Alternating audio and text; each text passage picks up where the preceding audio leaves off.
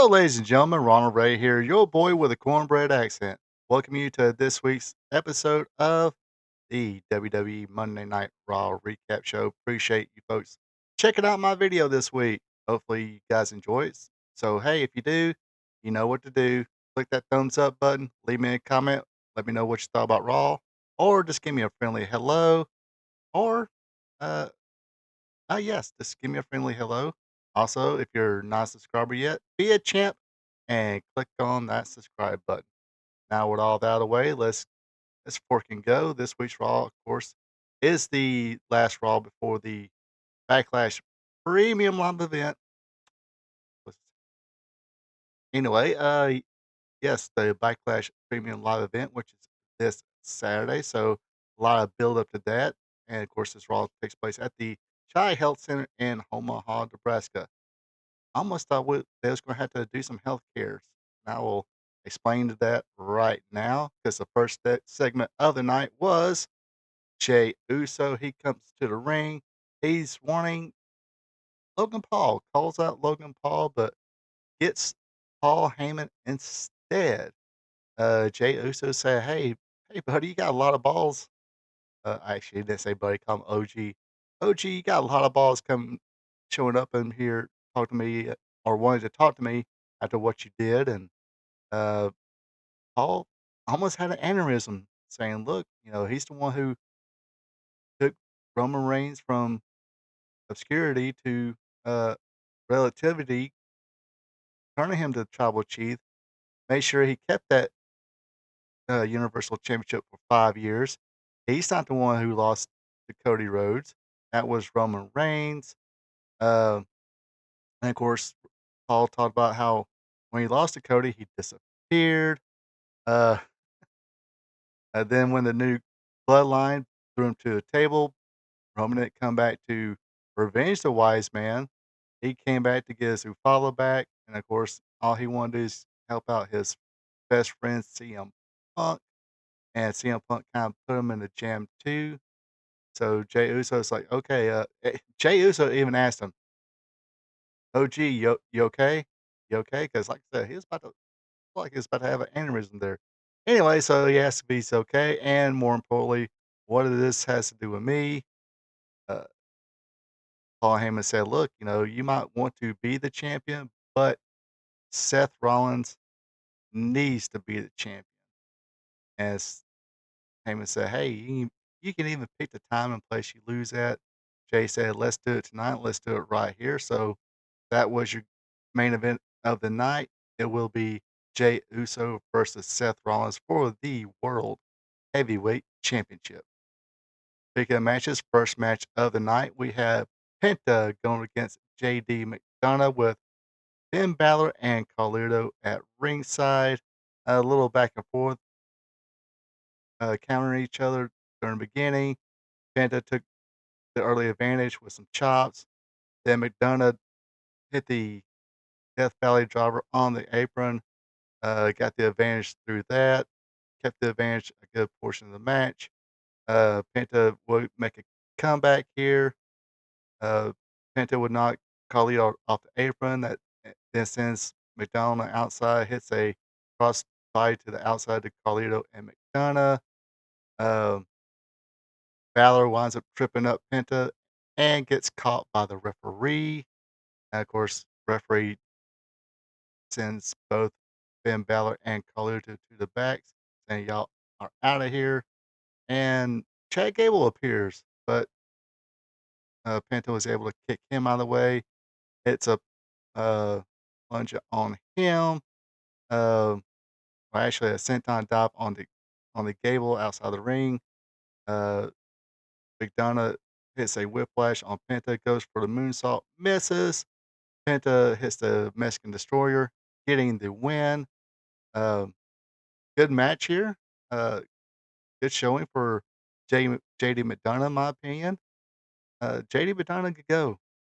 Uh, so maybe a future IC championship run, or just one of those guys is going to hopefully it's not totally stuck in that whole go out there and have good matches with people like Chad Gable is, but gotta say this was a pretty good match with Finn Balor and JD McDonough, but, like I said last week, glad glad JD's back. So that was a nasty bump to the head he got there. Alright, next up, this kinda started out in a backstage segment prior to this match. Grayson Waller was talking to Adam Pearce, uh, and complaining about his opponent. Austin Theory comes up, say, "Hey, what's going on?" Waller said, "Look, I've been a bad mate.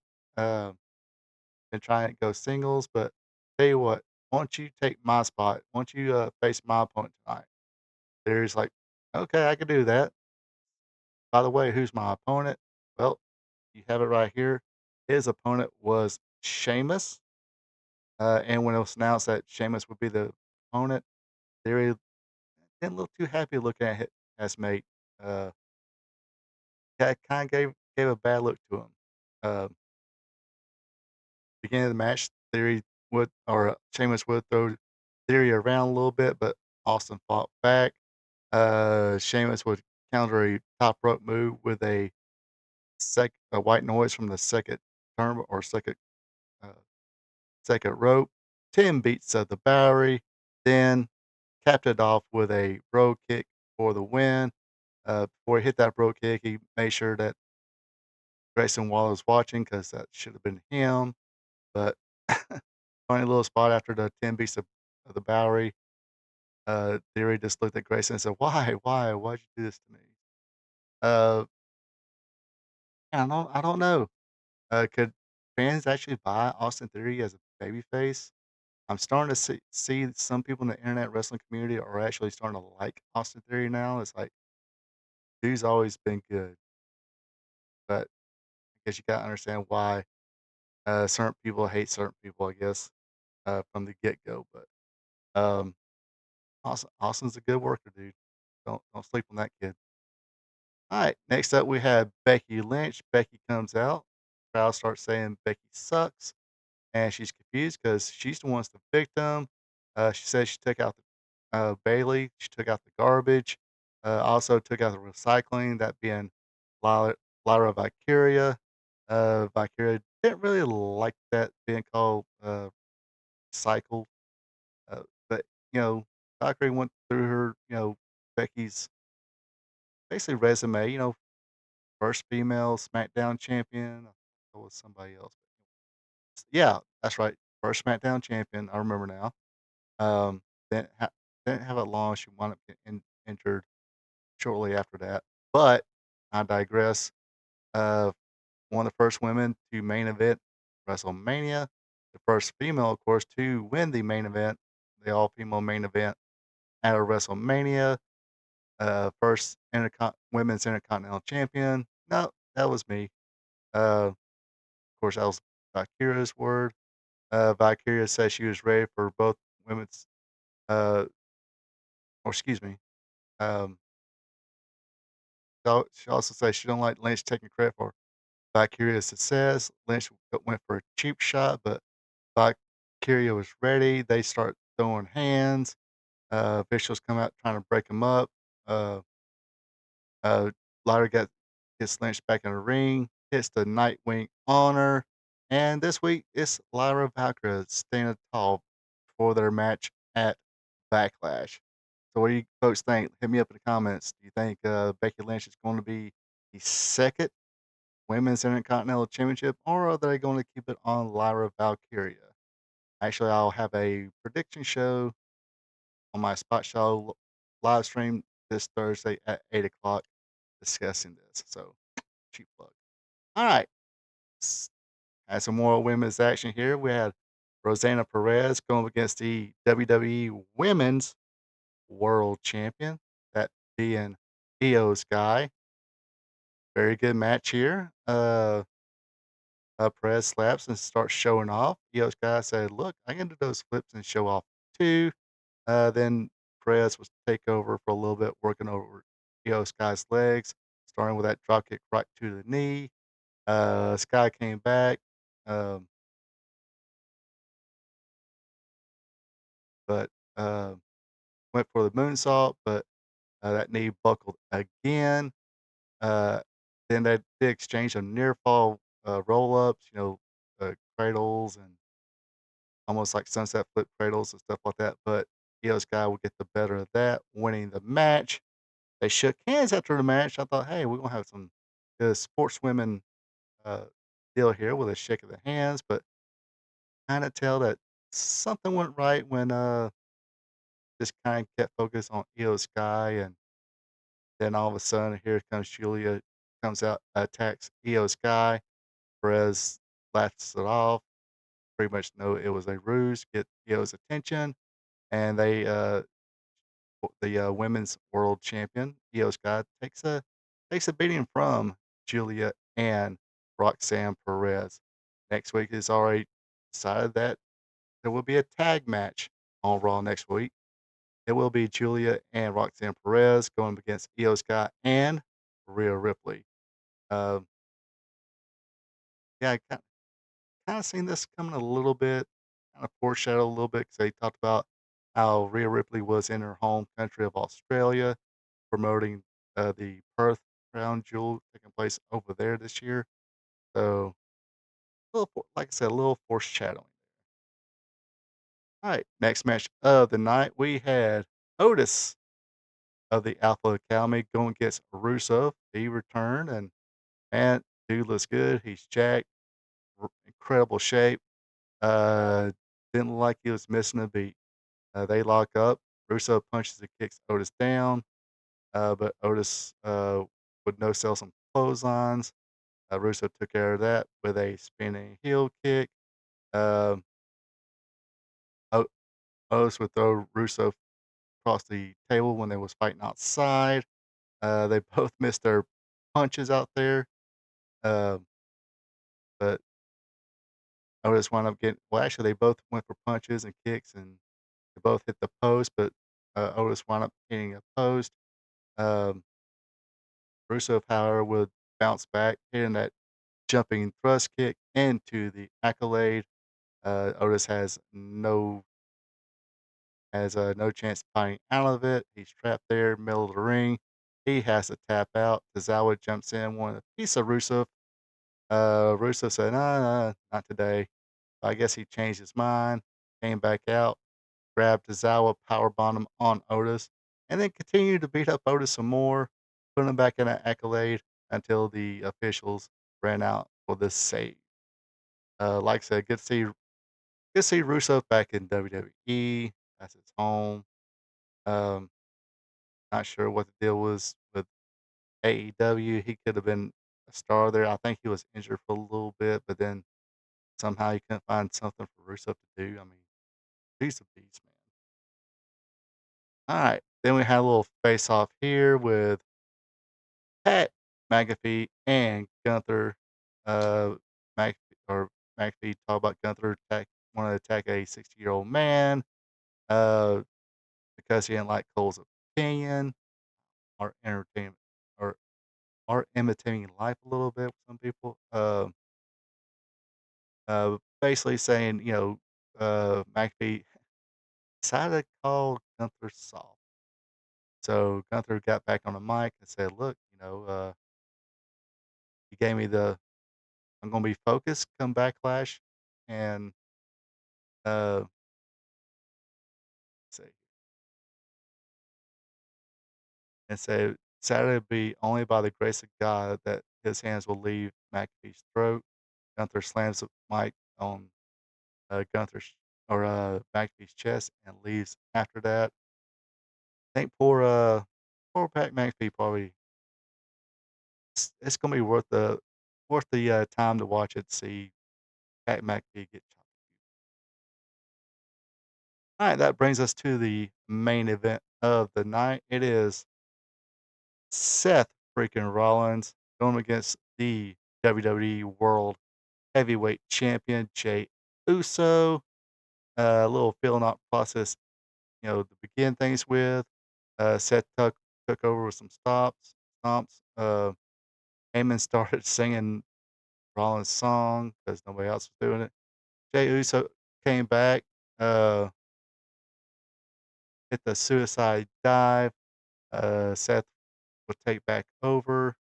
Uso would go for a spear. Rollins catches him in a pedigree. Um, did some back and forth stuff. Um,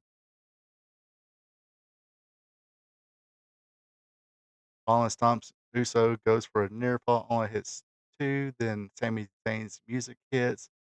He jumps out of the crowd, ambushes Braun Breaker. Uh, they go at it for a bit. Uso hits the super kick on Rollins, followed by a spear, then a frog splash. Rollins kicks out. Uh, Breaker spears Zayn outside the ring. Uso goes check up on him.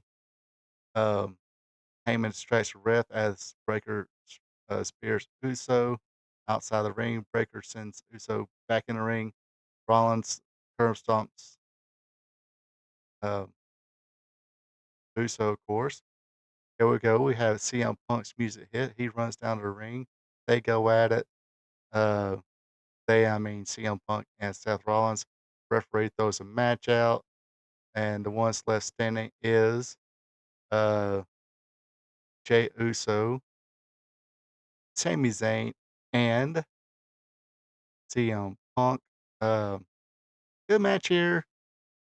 Eh, hate that it ends that way, but understandable. It's a TV match. They want people to pay to see the world title change hands at least. So best way to do it. Don't want to pin Jade. Don't want to pin Seth. And then the Smalls. Let storylines continue. Maybe another match with Seth Rollins and CM Punk as a singles match. Probably with a Rollins, solid win on that one. Not. I guess they're going to try to go with Jey Uso versus Logan Paul soon. So other than that, I think there was an after show attack on Jey Uso. Didn't really read much into that. I kind of didn't watch this until last night. Uh, Long hours, man. They can put you to sleep real quick. But a little bit better than last week's Raw. But uh, I say it did what it's supposed to. Push storylines to um, give some build up to this week's Backlash Premium Live event. Anyway, that does it for me for this week's WWE Raw Recap show. Hopefully, you folks enjoyed. Let me know in the comments what you thought about Raw and all that good stuff. Folks, have a good one. Take it easy. And until next time. So long from the peach state of Georgia.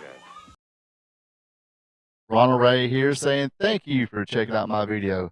If you don't mind, go ahead and click that thumbs up button, leave a comment, and share this video with family and friends. I would also appreciate it if you would subscribe to RP2 Vision, where I cover the sport of professional wrestling from yesterday to today. Now, don't forget to click the notification bell as well, so you'll be notified when my other weekly content is available, like Wrestling Trivia Tuesday, WWE Raw Recap, and AEW Dynamite Recap. I also have 2 live streams. Every Thursday at 8 p.m., it's Spot Show Live Stream, where I discuss the latest news in professional wrestling. And on Friday nights at 8 o'clock p.m., it's Wrestling Gold Friday Night, where I discuss the good old days of professional wrestling. When wrestling was wrestling, wrestling was real because it's still real to us. Folks, have a good one and take it easy.